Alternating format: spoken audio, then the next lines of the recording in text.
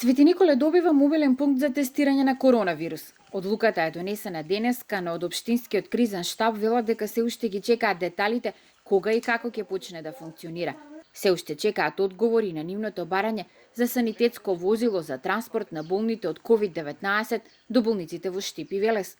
Иако бројката од 188 активни случаи за Свети Никола е голема, лидер по растот на ново заразени од коронавирус на истокот од државата е Штип.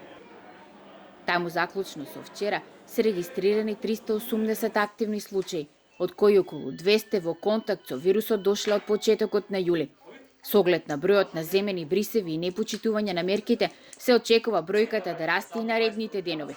Конфекциите, каде има поголем број заболени, се затворени, а поединечни случаи се појавија во 6 нови. Викендов првите случаи на позитивни на коронавирус се појавија и во Македонска Каменица, каде досега немаше ниту еден заболен. Првиот случај е вработен во рудникот Саса.